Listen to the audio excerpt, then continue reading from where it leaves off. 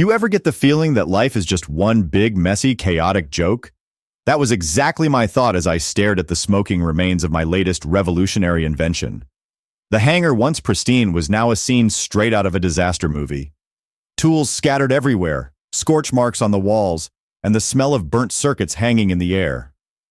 Well, that was anticlimactic, I muttered, tossing the now useless wrench onto the workbench. And I was so sure this time. Sure about what, boss? Piped up Zeke, my overly enthusiastic assistant who apparently had no concept of personal safety, as evidenced by his singed eyebrows. Sure that this piece of junk would actually work, I replied, pointing at the twisted heap of metal that was supposed to be a self-repairing drone. I guess I was wrong. Zeke scratched his head, a gesture that made him look even more clueless than usual. Maybe it just needs a bit more tweaking. Or maybe it needs a one-way ticket to the nearest black hole, I said, frustration boiling over. I've spent months on this, and what do I have to show for it? A pile of scrap and a hangar that looks like a war zone. I kicked the drone for good measure, only to regret it immediately as pain shot through my foot. Ow. Easy there, boss, Zeke said, suppressing a laugh. Remember what happened last time you kicked one of your inventions? Don't remind me, I grumbled. Last time it was a self-defense robot that took my kick as a threat and decided to tase me, not my proudest moment. Well, on the bright side, at least this one didn't explode, Zeke said, always the optimist. Maybe you just need to take a break, clear your head.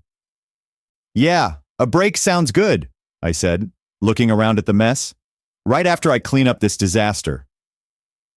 Fast forward a few hours and I found myself at the Nebula's Edge, the local Interstellar pub where inventors like me went to drown their sorrows or celebrate their successes.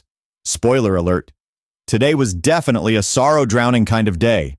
The place was packed as usual. Aliens of all shapes and sizes mingled, their conversations blending into a chaotic symphony of languages and dialects. I squeezed through the crowd and plopped down at the bar. Bartender, give me something strong, I said, rubbing my temples. Rough day? Asked the bartender, a grizzled old Martian with a face like a dried prune. You have no idea, I replied. Ever tried to build a self-repairing drone? The bartender raised an eyebrow. Can't say I have, but it sounds complicated. Complicated is an understatement, I said, accepting the glowing blue drink he slid my way. It's more like trying to teach a cat to play the piano. The bartender chuckled. Well, here's to your next attempt. May it be less explosive. I'll drink to that, I said, raising my glass. The liquid was as strong as it looked, and I felt the tension ease a bit with each sip. As I nursed my drink, I couldn't help but overhear a conversation at the next table. A group of shady-looking characters were discussing some kind of top-secret tech heist. Normally, I'd ignore such chatter, but something about their tone caught my attention. Heard it's the last piece of the puzzle, one of them whispered. With it, we'll be unstoppable. Think of the power we'll have, another said, greed practically dripping from his voice. We could control entire systems. My curiosity piqued. I leaned a little closer, trying to catch more details. Unfortunately, my cover was blown when my elbow slipped and I nearly fell off my stool. Hey, mind your own business, one of them snapped, glaring at me. Relax, just eavesdropping, I said with a grin, trying to play it cool. I'm an inventor. Tech talk interests me. The guy didn't look convinced, but he let it go. As they continued their conversation, I made a mental note to look into this last piece of the puzzle they mentioned. Maybe, just maybe, it could be the breakthrough I needed. Back in the hangar, I couldn't shake off what I'd overheard at the pub. My mind kept racing, thinking about the potential of this mysterious tech. What if it really was the missing piece I needed to make my drone work? Zeke, get over here, I called out, my assistant appearing almost instantly like an overeager puppy. What's up, boss? He asked, eyes wide with curiosity. I need you to help me track down some information, I said, pulling up the schematics on my holo tablet. Remember those shady guys at the pub? I think they were talking about something big, something that could solve our problems. Zeke's eyes lit up. You mean we might have a lead? Exactly, I said, already feeling a surge of excitement. But we need to be careful. These guys didn't look like they play nice. Zeke nodded, and we spent the next few hours combing through the Interstellar network, searching for any clues. Finally, we hit pay dirt, a heavily encrypted file that took all our hacking skills to crack. Got it! Zeke exclaimed, punching the air. Blueprints for a quantum stabilizer. This could be it! I couldn't believe our luck. The quantum stabilizer was rumored to be the key to creating self-repairing technology. If we could get our hands on one, it could change everything. All right, Zeke, I said, feeling a surge of determination. We need to find out where they're keeping this thing and get it before they do. With the location of the quantum stabilizer in hand, we geared up for the heist of a lifetime. The facility was heavily guarded, with state-of-the-art security systems that would make Fort Knox look like a joke. But we had one advantage. We were desperate, and desperate inventors are the most dangerous kind. All right, Zeke, I whispered as we crouched behind a storage crate, just outside the facility's main entrance. Remember the plan? Sure do, boss, he said, grinning from ear to ear. In and out, no complications. Let's hope it goes that smoothly, I muttered, activating my cloaking device. Time to make history. We slipped past the guards, using every trick in the book to avoid detection. It wasn't easy, and there were a few close calls, but finally, we made it to the central lab where the quantum stabilizer was kept. There it is, Zeke whispered, pointing to the glowing device in the center of the room, the last piece of the puzzle. All right, let's grab it and get out of here, I said, approaching the stabilizer. As I reached for it, alarms blared and security bots swarmed the room. Of course, I muttered, nothing's ever easy. We fought our way through the bots, grabbing the stabilizer just as the guards burst in. It was a mad dash to the exit, with blaster fire and explosions echoing behind us. We barely made it out, diving into our getaway ship just in time. That was too close, I panted, collapsing into my seat. But we did it. We've got the stabilizer. And now we can finally finish the drone, Zeke said, grinning from ear to ear. This is going to be amazing. Back in the hangar, we wasted no time integrating the quantum stabilizer into the drone. It was a tense process, with one mistake potentially setting us back months. But finally, after what felt like an eternity, it was done. All right, Zeke, I said, wiping the sweat from my brow. Moment of truth. Activate the drone. Zeke hit the switch, and the drone hummed to life, its circuits glowing with energy. We watched in awe as it performed a series of self-diagnostic tests, repairing minor damages as they occurred. It's working, Zeke whispered, eyes wide with amazement. It's really working. I couldn't help but grin. Yeah, it is. We did it, Zeke.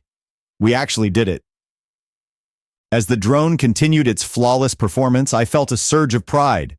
It hadn't been easy, and there had been more setbacks than I cared to remember. But in the end, we'd created something truly revolutionary.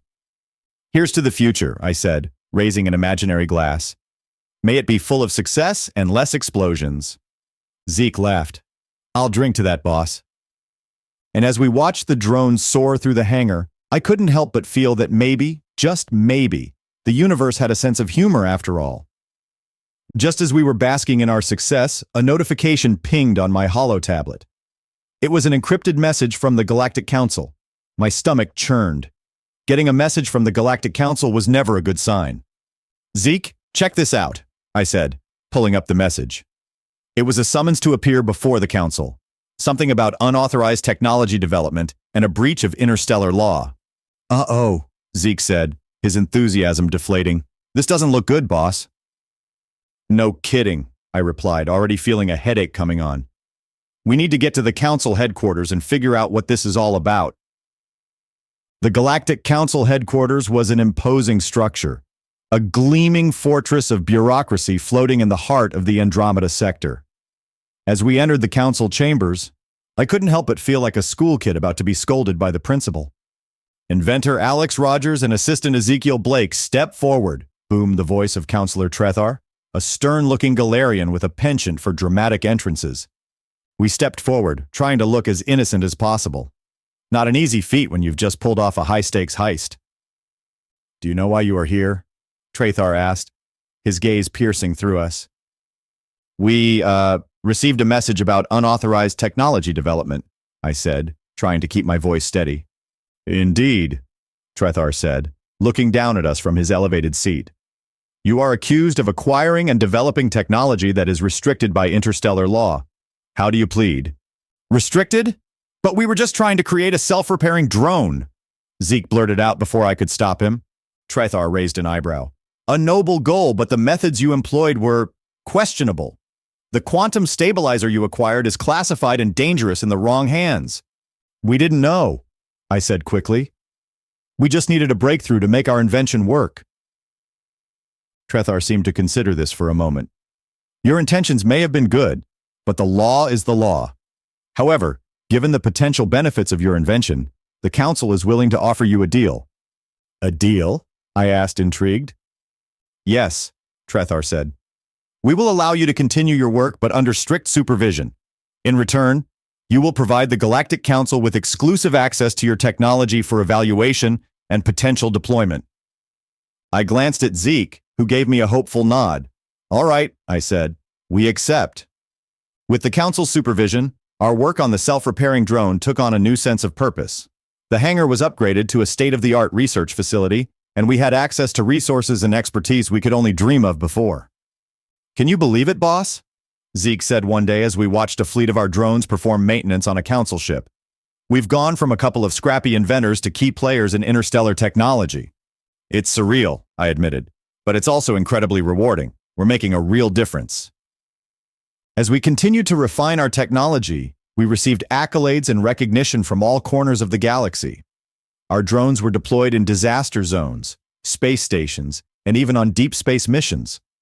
The once impossible dream was now a reality, and it felt amazing. One day, as I was working on a new prototype, a familiar voice called out from the entrance. Hey boss, check this out. I turned to see Zeke holding a holo tablet, a huge grin on his face.